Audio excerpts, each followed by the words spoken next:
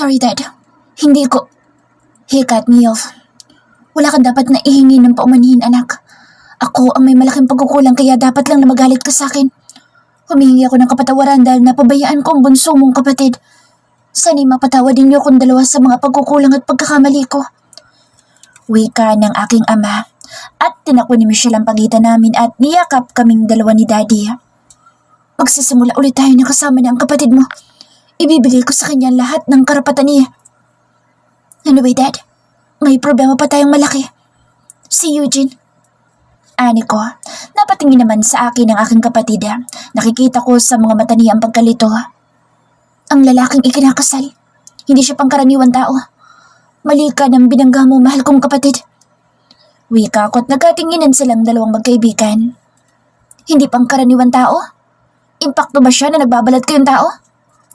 Ani ng kapatid ko na ikinatawan na namin ng malakas. Ang loob ng bahay ay napuno ng masasayang halakhak. Maliban lang kay Troy na kanina pa lumabas upang magpahangin. Colin's personal voice. Kanina pa ako naghihintay dito sa labas kasi tumawag sa akin si Felix at patungo na daw sila dito. May sorpresa daw siya sa akin na siguradong ikatutuwa ko. Tinanong ko siya kung tungkol saan ang sorpresa niya sa akin pero ang sabi lang niya ay maghintay lang ako dahil malalaman ko din naman daw pagdating niya. Tagal naman nilang dumating ha, Bestie? Ano sa tingin mo sorpresa nila sa'yo ha? Na-excite tuloy ako sa kung ano man ang sorpresa ang sinasabi ni Felix sa'yo.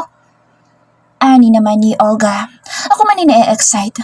Gusto ko na nga sana dumating agad sila para malaman ko na kung ano ba talaga yung sorpresa na iyon. Ellie, ba tawag si Tito?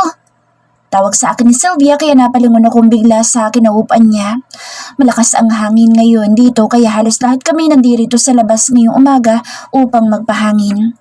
Iniabot sa akin ang pinsan ko ang telepono niya. Marahil ay tumatawag siya sa akin pero nasa itaas kasi ang telepono ko. Naiwanan ko pagkatapos namin mag-usap ni Felix kanina. Anak, baka umuwi kami ng mommy mo dyan sa darating na linggo. May mahalaga kaming dadaluhang party ng kasosyo natin sa negosyo. Pwede ka bang dumalo kasama namin upang maipakilala ka namin sa mga kaibigan ng ating pamilya? Ani agad ng ama ko nang itapat ko ang phone sa tenga ko at nag-hello ako. Sure, Dad.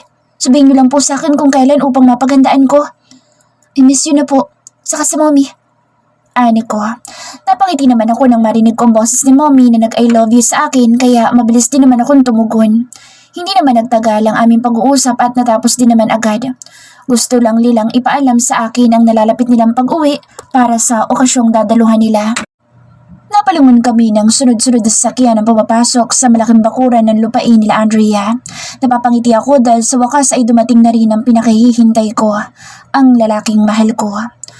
Naunang magbabaan sa mga sasakyan nila ang mga kaibigan ni Felix. Lumabas si Felix sa kanyang sasakyan kaya kumaway ako pero hindi niya ako napansin dahil mabilis siyang umikot sa passenger seat sa unahan kaya napakunot ang noo ko.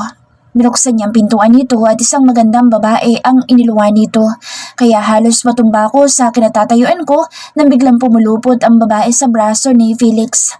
Bigla na lamang naglaglagan ng mga luha sa aking mga mata at sa halip na salubungin ko sila ay nagtatakbo akong papasok sa loob ng bahay na humahagulhol na. Pero isang kamay ang pumigil sa akin kaya napahinto ako bago pa man ako makapasok ng pintuan. Tinignan ko ang kamay ni Henry na mahigpit na nakahawak sa akin. Pinilit kong alasin ito pero hindi niya ako pinakawalan. Baby, bakit ka umiiyak? Ano nangyayari dito ha? Henry, anong ginawa mo sa asawa ko? Sunod-sunod na tanong ng walang hiyang lalaking ito sa akin. Ang kapal din naman ang mukha niya para tanungin ako kung bakit ako umiiyak. Obvious naman kung bakit ako umiiyak. Pati si Henry, dinadamay pa niya. Ang kapal naman kasi ng pagmumukha mo para dalhin dito ang babae mo. Tapos magtatanong ka kung bakit umiiyak ang kaibigan ko. Magsilayas na nga kayo dito. Ang kakapal ng pagmumukha niyo.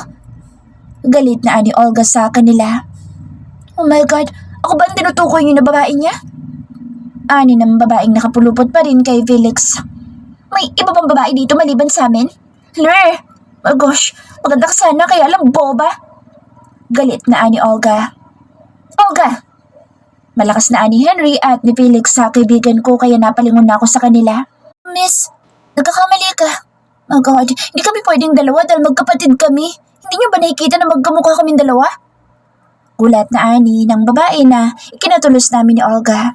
Napatitig kami sa babae at napaatras ako ng isang hakbang nang matitigan ko nga ang mukha niya. Napatingin ako kay Felix na masama ang tingin sa kaibigan ko, gayon din si Henry. Sorry naman, meron ba naman kasi pupunta kayo dito tapos may babae nakasukbit ang kami sa braso mo? Tititigan pa ba namin siya para malaman namin kung magkaano-ano ba kayo? Umiyak ang kaibigan ko, natural lang na ipagtanggol ko siya. Kahit na sa inyo pa hindi ako natatakot. Ani Olga na ikinangiti ng malaki ni Felix at ni Henry. Bigla namang binuhat ni Henry si Olga at pinaikot-ikot sa ere na akala mo'y magsyota lang ang peg nila. Nagsisigaw si Olga at napapamura na siya kay Henry pero hindi pa rin siya binibitawan nito. Nilapitan naman ako ni Felix at niyakap ako ng mahigpit at hinalikan sa akin labi. Maya-maya ay iniharap niya ako sa sinasabi niyang kapatid at isang nahihiyang ngiti ang ibinigay ko sa kanya. Michelle, meet my fiancé, Elena Andrade. Mahal ko, siya naman sinasabi ko sa iyo na sorpresa ko. Ang kapatid ko sa ama. May prinsesa ng pamilyang Devant. Masayang ani Felix. Nilapitan naman ako ni Michelle at niyakap ako kaya sa sobrang katuwaan ko ay niyakap ko din siya ng mahigpit. Nang maghiwalay ang katawan namin ay pinunasan niyang aking mga luha. Napakaganda nga niya. Kamukhang kamukha nga niya si Felix. Pasensya ka na kanina ha. Kasi naman yung kuya mo talagang sinurpresa ako. Sorry ha. Ano ko at natawa naman siya. Wala yun. Ako man ang nasa kalagayan mo baka nagulpi ko ang boyfriend ko. Anya kaya natawa na kaming pareho. Sabi ni kuya dito muna daw kami ni Agatha kaya pinagdala niya kami ng ilang damit. Okay lang ba sa'yo? Kasi pauwi si Lolo at ayaw niyang abutan ako doon sa mansyon ni tatay. Ang gusto niya dito muna ako para daw dito ako puntahan ni Lolo. Kasi sabi ni kuya mga tanghali daw ang dating ni Lolo dito sa Pilipinas. May atraso daw kasi sa kanya si Lolo. Wika ni Michelle kaya napatingin ako kay Felix. Isang-isang ibinigay niya sa akin kaya napalunok ako ng laway. Mahal ko, bakit namumutla ka yata? May dapat ba ako malaman? Ani Felix. Mabilis naman akong umiling at lumikot ng aking mga mata. Nasaan ba si Agatha, kuya? Ani Michelle. Noon ko lang din napagtanto na wala naman silang ibang kasamang babae. Si Michelle lang naman ang nandito. Sinakay pilit ni Troy sa sasakyan niya. Huwag kang mag-alala at maya-maya lang ay nandito na rin ang dalawang iyon. Ani naman ni Felix. Napatingin kami sa sasakyang pumapasok na naakala mo isisigok-sigok kaya napaatras kami ng bahagya. Bumukas ang pintuan nito at nagwawalang babae ang lumabas mula dito na ikinalaki ng mga mata ko. Nilapitan naman agad ako ni Felix at niyakap ako ng mahigpit at inilayo ako sa kanila pero ang ulo ko'y panaylingon sa nagwawalang babae at binabato ng sapatos si Troy. Bibi, huwag mo silang pansinin at baka ma-stress ka pa. Pumangit pa ang bibi natin. Hintayin na lang natin si Lolo dahil sigurado ako magpapahatid yun sa mga tauhan ko. Papunta dito upang makita si Michelle. May atraso sa akin si Lolo at mas mabuti na yung dito kami magtagpong dalawa. Ano sa tingin mo, mahal ko? Hindi ba mas exciting iyon? Anya, kaya sunod-sunod na paglunok ng laway ang ginawa ko. May problema ba, mahal ko? Halika sa itaas at papawiin ko yung problema mo. Bulong niya sa akin kaya isang tampal sa braso niya ang tumama sa kanya. Nandito na pala kayong lahat. Tama-tama't nagbaluto sa Andrea ng sinigang na bangus at kare-karing baka. Nakahain at sabay-sabay na tayong kumain. Ani ng ama ni Andrea na ikinalingon namin ni Felix. Maaga pa tatay, baka hindi pa sila gutom. Wala pa namang 11:00. Ani Andrea sa kanyang ama. Wow, ang sarap naman ng pagkain. May mga dala din po kami pagkain. May in-order kami sa restaurant. Teka lang po at dadalhin ko sa kusina. Ani Troy. Kaya ba kayo natagalan dahil dyan? Ani Felix. Ginuso naman ni Troy ang kaibigan daw ni Michelle na kanina pa hindi ngumingiti sa kanila pero ngumingiti sa aming magkakaibigan. Magkaaway sila, babe. Mula na mag-cross ang landas nila para na silang mortal na kaaway. Sira ulo ko sa Troy. Nobyo agad ang tanong sa kaibigan ng kapatid ko. Alam mo ba na palaban ang dalawang iyon? Munti ka na nga ako masaksak ng tinidor nito eh. Anya sabay turo sa nguso niya at itinulis pa sa mukha ko. Sayang, hindi tinamaan. Pangasar ko na kinatawa niya ng malakas at hinapit ako ng yakap. Ay, ang tagal ni Lolo. Malakas niyang ani na tila ba sinadyang bigkasin ng malakas. Malakas na tawa na naman ang umugong mula sa mga kaibigan niya ang maririnig dito sa labas ng bahay nila, Andrea. Nakakatawa dahil pati tatay ni Andrea ay nakikitawa na rin kahit wala namang nakakatawa. Hindi ka na ba makatiis ha, Felix? Natatawang ani Calvin pero nawala ang tawa niya nang mapatingin kay Andrea. Tumalikod lamang ito na tila ba walang nangyari at wala siyang sinabi. Kapal na mukha. Bulong ni Andrea na hindi nakaligtas sa pandinig namin ng mahal ko. Tara na mahal ko sa loob para makakain na kayo ng baby natin. Puro stress dito. Mamaya may darating pang stress. Ani Felix pero inusuan ko lang siya dahil parang nahulaan ko nang may alam sila tungkol sa mga kalokohang ginagawa namin ng lolo niya. Pag nagkataon, lagot ako kay Henry dahil sa palaka na ikinahimatay niya. Tapos lagot ako kay Calvin dahil sa sawa. At lagot ako sa mahal ko at kay James dahil sa bayawak. Hinaku po, ang dami kong kasalanan sa kanila. Mahal, he cut me off syempre. Save it my love. Later natin pag-usapan yan kasi may inaantay akong special guest natin. Anya kaya lalo akong napangiwi. Patay na. Mukha nga yatang may alam na sila tungkol sa mga kalokohan namin ni Lolo. Kasi mahal, may sasabihin sana ako sa'yo. Wika ko. Sabay papungay ko ng aking mga mata. Nag-peace sign pa ako sa kanya pero tila ba wala namang epekto ito sa kanya. Nginisian lang niya ako na tila nakakaloko at bumulong sa aking tenga. Isang matamis na tagumpay ang makukuha ko mamaya. Anya, napakunot naman ako ng noo at humarap ako sa kanya. Salubong na ang kilay ko pero parang wala talaga epekto sa kanya kahit ano pa ang gawin ko. May gusto ka bang sabihin sa akin ha? Kanina pa ako may gustong sabihin sa'yo pero pinipigilan mo ako. Kung ikaw ang may gustong sabihin, naghihintay ako. Sabihin mo na sa akin kasi nakakainis ka na. Ani ko, alam ko na naman na may alam na siya pero panay pa siyang parinig sa akin. Gusto ko na nga sabihin sa kanya, pigil naman siya ng pigil. Naiinis na talaga ako. Kuya, may paparating na helicopter. Sabi ni Kuya Henry, sa lolo daw iyon. Ani Michelle na humahangos na pumapasok dito sa loob. Mabilis naman tumayo si Felix at hinilang paakyat sa itaas si Michelle na ikinagulat namin ng mga kaibigan ko. Huwag kang lalabas hanggat hindi ko sinasabi. Naintindihan mo ba ako, ha? Ani Felix. Tumango naman ang kapatid niya at nagtuloy na sila sa itaas.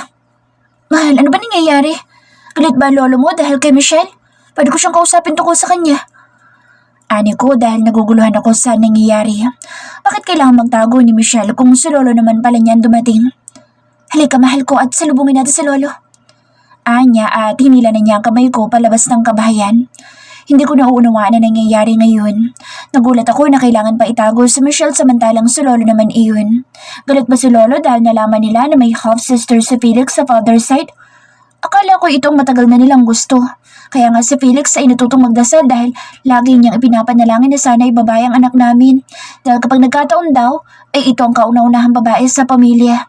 Bakit ngayon parang hindi ko naunawaan na nangyayari? Felix, apo, nasaan ang apo kong babae? Ako'y nagagalak at talaga namang lumipad agad ako para lamang makilala ko ang kauna-unahan kong apo na babae. Alam ba ninyo, na halos hindi ako natulog sa mahabang biyahe dahil sa sobrang pagkasabi ko na makilala ang aking apo? Ani lolo at nang makita niya ako ay niyakap ako nito. Wala dito lolo at hindi mo siya makikita hanggat hindi mo sinasabi sa akin ang totoo. Gusto ko sa iyo mismo manggaling ang mga kalokohan niyo ng asawa ko. Wika ni Felix na muntik pa akong masamid. Apo, hindi ko yata maunawaan na sinasabi mo. Ano bang kalokohan ang sinasabi mo, iho? Halos nauutal na ani lolo at napapatingin pa siya sa akin. Napayuko na lamang ako ng aking ulo dahil hindi ko alam kung ako bang unang aamin o si lolo. Lolo, kung gusto mong makita ang apo mong babae, ikaw na mismo mag-isip na idadahilan mo sa amin sa ginawa ninyong kalokohan ng asawa ko. Gusto kong marinig sa inyong dalawa ang dahilan ninyo at ginawa niyo sa amin ang mga bagay na iyon. Ani Felix sabay ngisi sa amin ni lolo. Bigla tuloy akong bumitaw kay Felix at kay lolo naman ako ngayon kumapit. Lolo, inaaway tayo na Felix. Ani ko na ikinatawa ng malakas ni Felix. Umami na kasi kayo. Saka mo lang makikita at mayayakap ang apo mong babae kapag umami na kayo. Napakasimple lang naman ang gagawin ninyo. Sasabihin nyo lang sa amin na sinadya nyo manghuli kami ng bayawak na ikinapilay ng braso ko.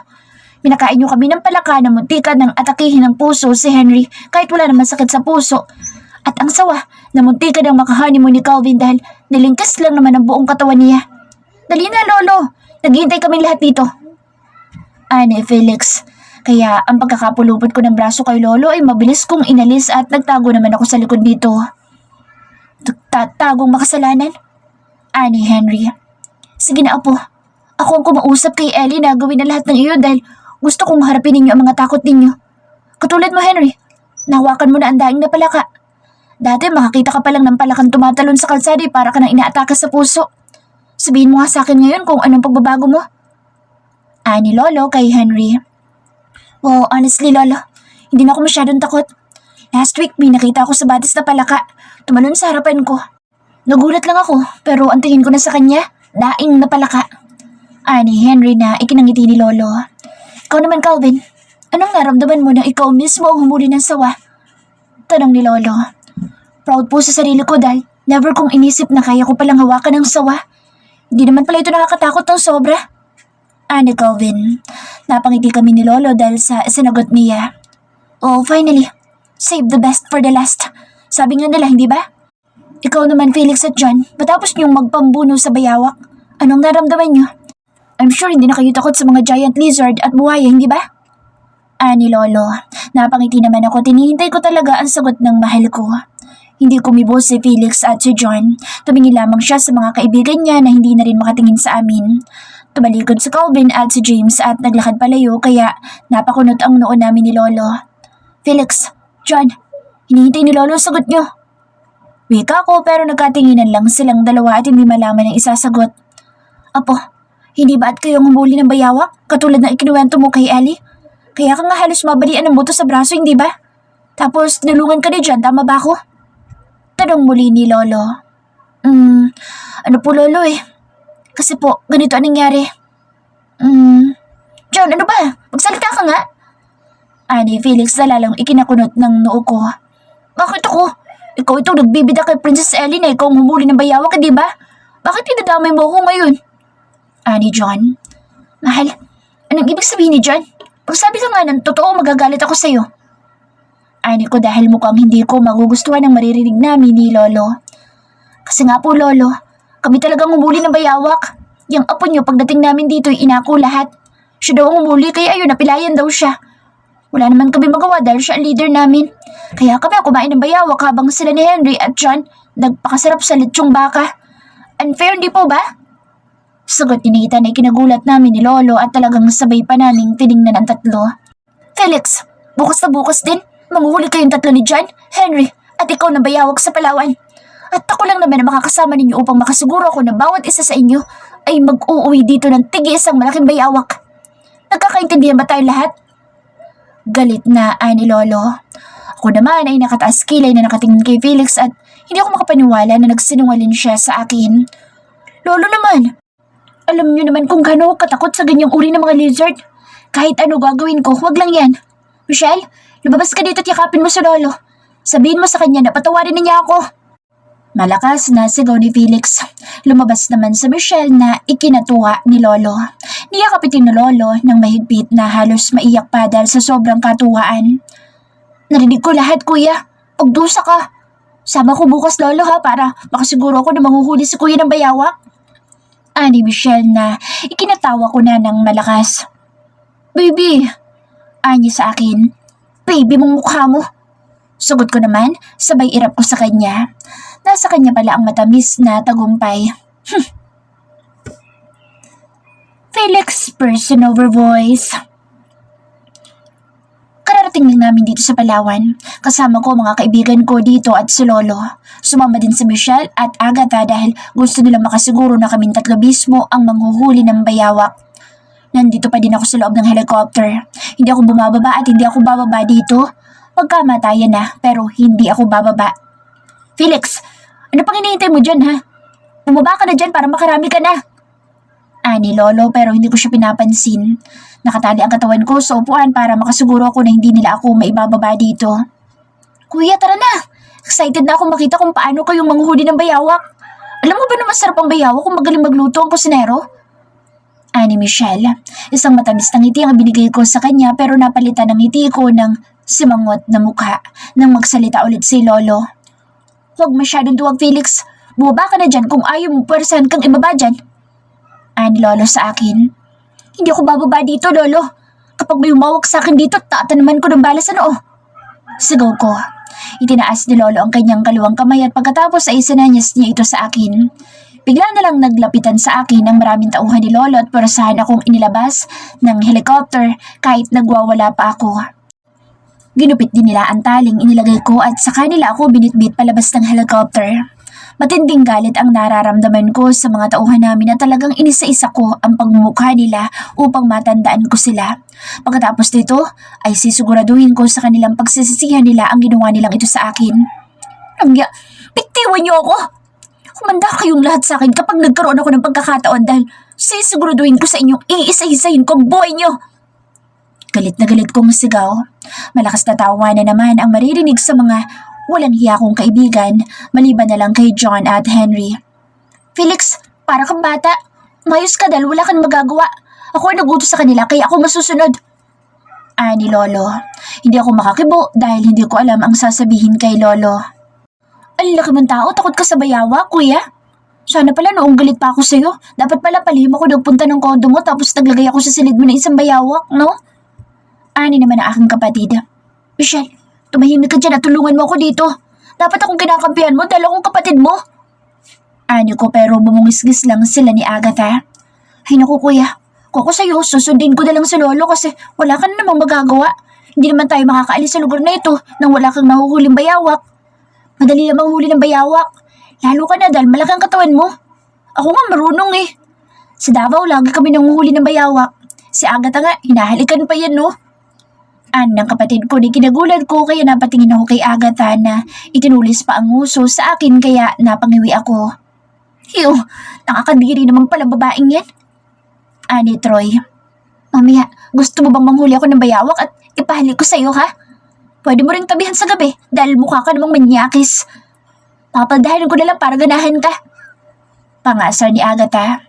Akmang susugod sana si Troy pero inawat na sila ni Lolo kaya masamang tingin na lamang ang ipinukol ni Troy sa kaibigan ng kapatid ko. Isinakay nila ako sa Chevy mod truck at pinusasan pa nila akong bigla upang hindi ako makaalis. Pilit ako nagwawala pero wala akong magawa dahil sa poses na ikinabit nila sa palapulsuhan ko. Tanggalin yung poses dito mga buwisit kayo! Malakas kong sigaw at niyugyug ko pa talaga ang sakyan para mainis silang lahat. Hindi na ako natutuwa sa nangyayari. Hindi ko hahawakan ang walang hiyang monitor lizard na iyon. Magkakamatayan kami lahat dito pero hindi ko talaga hahawakan iyon. Konting paawa pa kay Lolo ay bibigay din iyon dahil ako ang paborito niyang apo. Felix, tumahimik ka na nga. Naiirita na ako sa pagiging duwag mo. Hulihin na natin ang walang bayawak na yan para matapos na tayo. Galit na ni Henry. Gago, hindi ako duwag. Pero monitor lizard ang pinag-uusapan natin dito, hindi butiki lang. Galit kong sagot sa kanya. Malaki ang monitor lizard, kaya hindi mo ko masasisi kung matakot ako dito dahil hindi naman ito mabait. Ikaw nga, hinimatay sa palaka. Ang liit lang ng palaka at patay pa, pero nawalan ka pa rin ng malay. Ito pa kayang kapag mumangay, pasok ang buong braso ko. Malo ka ha. Galit kong sigaw sa pinsan ko. Nagsimula nang magsakayan sa ATV ang mga kaibigan ko. Kasama ko dito si Lolo, Henry, John, Michelle at ang kaibigan niyang si Agatha. Si Henry ang nagmamaneho habang ako naman ay nag-iisip ng paraan kung paano ko sila matatakasan. Apo, kahit anong gawin mo wala ka na magagawa. Maniwala ka sa akin, Apo. After nito, ipasasalamatan mo ako dahil mahaharap mo ng biggest fear mo. Wika ni Lolo. Lo, kahit anong iutos mo sa akin gagawin ko, huwag lang yan. Kahit napatayin ko pa sa President Bagwis ng Milan, gagawin ko, wag lang ang manghuli ng bayawak. Ani ko. Well, sino si President Bagwis ha? Ani Henry na nagtataka. Presidente natin? Bobo. Galit kong sagot. Mas bobo ka. President Burgess, hindi Bagwis. Malakas na tawa na naman ang maririnig sa kanila. Hindi ko sila pinansin at kinunutan ko lang sila ng noo. Angya, Bagwis daw. Pangasar pa rin ni Henry. Nakarating kami sa kagubatan. Mabilis ang pagtibok ng aking puso dahil alam kong hindi kami aalis dito nang hindi ako nakakahuli ng isang bayawak. Siguro ay kailangan kong gawin ito upang mawala ang takot ko. Kakayanin ko naman siguro dahil kung sila nga'y nagagawa nila, ako pa kaya? Bumaba ng sakyan ng lahat ng kasama ko, tinaasan ko ng kilay ang lolo ko. Paano ako makakahuli ng bayawak kung nakaposes ako? Pakawalan niyo ako, hindi ako tatakas. Wala naman ako mapupunta ang iba dito dahil ang layo ng lugar na ito. Talagang sa dulo pa talagang pinuntahan natin. Inis kong ani. Tinanggal ni Lola ang poses ko kaya bumaba na ako ng sakyan at tinimas ko ang palapulsuhan ko na medyo namula dahil sa pagwawala ko kanina. Felix, kilala kita. Huwag ka nang tumakas dahil wala ka namang mapupuntahan kung hindi ka gubatan din. Kapag tumakas ka, aabutin ka dyan ng gabi sa loob ng kakahuyan. Tapos dyan ka na rin makakatulog at katabi mo lang naman ang mga naglalakihang bayawak. Ani Henry. Umuwi na tayo. Wala naman akong kadalaman dito. Ani naman ni John. Sige na mga iho. Pasukin na ninyo ang kagubatang iyan at nang makauwi tayo na maaga. Huwag kayo mag-alala dahil nakasunod lang kami sa inyo. Ani Lolo at inabutan na siya ng baril ng tauhan niya. Hindi na ako nagreklamo pa dahil wala na rin naman ako magagawa pa. Nandito na kami sa kagubatan at makakauwi lang kami kung may mahuhuli kaming bayawak. Inabutan kami ng lubid ng mga tauhan namin. Panali daw ito ng uso ng bayawak upang hindi kami kagatin. Mas lalo tuloy kami nakaramdam ng takot dahil paano namin itatali ang bibig ng bayawak ang laki at ang haba ng uso nila. Wisit, dito na yata ako mamamatay. Bulong ni John. Huwag kang mag-alala bro. Dalawa tayong ibuburol dito. Bulong ko. Tinignan naman ako ng masama ni John at tinulak ako ng bahagya. Kasalanan mo ito, gago. Galit niyang Ani. Hindi ko nalang pinansin dahil kahit naman ako'y naiinis sa ginawa ko. Kasalanan ko naman talaga kung bakit kami nandirito ngayon. Maghiwa-hiwalay tayo. Dito tayo magkita-kita kapag nakahuli na tayo. Ani Henry at nagtali pa ito ng puting panyo sa isang sanga upang palatandaan. Sasama na lang ako sa iyo, Henry. Ani John. No, maghiwa-hiwalay kayong tatlo. Tama si Henry. Dito kayo magkita-kita kapag nakahuli na kayo. Bawat isa sa inyo ay may nakasunod lang na hindi ninyo napapansin. Sige na at na makahuli na kayo. Ani Lolo. Naglagay naman ang tauhan ni Lolo ng 3 upuan para kay Lolo, Michelle at Agatha. Kaya napapailing kami habang pinagmamasdan namin ang mga nakangisi nilang mukha. Lo, susubaybayan ko si Kuya. Huwag ka mag-alala dahil hindi niya ako mapapansin na nasa paligid lang niya ako. Ako yata si Michelle Dimage ba? Anya. Davant! Sigaw namin 3 ni Lolo at Henry kaya napanguso naman ang kapatid ko. Fine, Michelle Devant po. Anya, sabay taas ng kanyang isang kilay. Naglakad na akong papasok sa isang mapunong lugar. Inilabas ko ang jungle knife ko at tinalasan kong aking pakiramdam. Panay ang lingon ko sa paligid dahil sinisigurado ko na hindi ako magugulat ng bayawak. Maya-maya ay may narinig akong malakas na tuko. Napatalon akong bigla sa narinig ko at tatakbo na sana ako ng isang malakas na halakhak ng kapatid ko ang gumulat sa akin.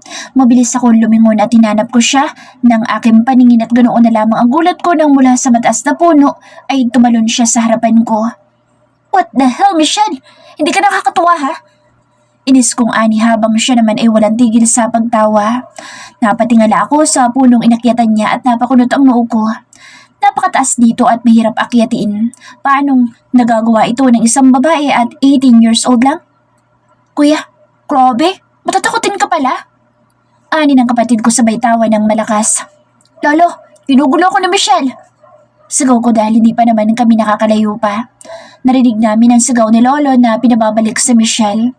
Minusuan naman ako ng pasaway kong kapatid habang ako naman ay isang-ising nakakainis ang binigay ko sa kanya. Pagkaalis niya ay muli ako naglakad at bawat kilos ko ay may pag-iingat. Lumingon ako sa paligid at sinigurado ko na walang Michelle na nakasunod sa akin. Sisiguraduhin ko din na ako ang unang makakahuli ng bayawak sa amin 3. Maingat ako naglakad para akong may minamatyagang kalaban sa bawat kilos ko. Hindi nagtagal ay minakita akong isang buntot na katulad ng nahuli noon nila Nathan. Nakasiguro ako na isang malaking bayawak ay nakasiksik sa malaking puno ng kawayan na iyon. Napangisi ako dahil heto na, may papakita ko na sa kanila na hindi na ako takot sa bayawak. Bigla akong hinila ang malaking buntot nito at parasahang inilabas sa singit ng mga kawayan. Pero bigla nitong binaluktot ang katawan niya at dinakma ng kagat ang kamay ko na nakahawak sa buntot. Buti na lamang inabitawan ko ito kaya hindi ako naabot. Bumagsak ako, una ang puwet. Gumapang palapit sa akin ang malaking bayawak na sa tingin ko ay nakangisi sa akin dahil pananghalian na niya ako. Napaatras ako na gamit ang 2 kong kamay na iniaangat ang puwetan ko sa lupa pero mabilis ang bayawak na gumapang papalapit sa akin. Carnivorous ang lahat ng klase ng lizard at kabilang na doon ang bayawak o ang tinatawag nilang monitor lizard na lumalaki hanggang 2 meters or 6 feet long. Nang makita ko na papalapit na sa akin ang bayawak ay napapikit ako at sumigaw na lamang ako ng malakas upang baka sakaling may makarinig sa akin. Isang malakas na putok ng baril naman ang umalangaw-ngaw bago pa man makagat ng bayawak ang pinakaiingatan kong junior. Pagtingin ko sa taong bumaril dito ay si Nathan ito. Bigla ko napatayo at sinugod ko si Nathan ng yakap. Sobrang pasasalamat ko dahil kamunti ka na akong malapa ng bayawak na iyon. Munti ka na si Junior ko! Malakas kong sigaw. Pilit naman niya ako itinutulak palayo pero sa sobrang katuwaan ko talaga ay mas lalo ko pang hinigpitan ang pagkakayakap ko sa kanya. Sobrang saya ko dahil dumating siya at iniligtas niya ako sa bayawak na iyon. Huwag mo nga akong yakapin, gago ka. Huwag mo kasing hihilahin ang buntot nila dahil kaya ka nilang abutin kapag bumaliktot ang katawan nila. Kapag nahawakan mo ang buntot nila, siguraduhin mo na masusuntok mo o mapupukpok ang gawing mukha nito upang mahilo. Kapag nasuntok mo na, saka mo ngayon palibutan ng tali ang buntot paikot sa katawan nito para hindi ito makakilos. After noon, suntukin mo ulit o paluin mo sa ulo ng isang bagay na matigas para mahilo ulit. At saka mo ngayon itali ang nguso. Kapag natali mo na ang nguso niyan, wala na yung magagawa pa para makalaban sa'yo. Ikaw na panalo. Kailangan mo lang ng bilis at lakas para matalo mo ng manumano ang isang malaking bayawak. Huwag ka magpapakita ng takot dahil nararamdaman nila iyon, kaya mas lalo silang umaatake. Ani ni Ethan ay kinagulat ko. Napakunot ang noo ko sa kanya at tinawakan ko ang magkabila niyang balikat.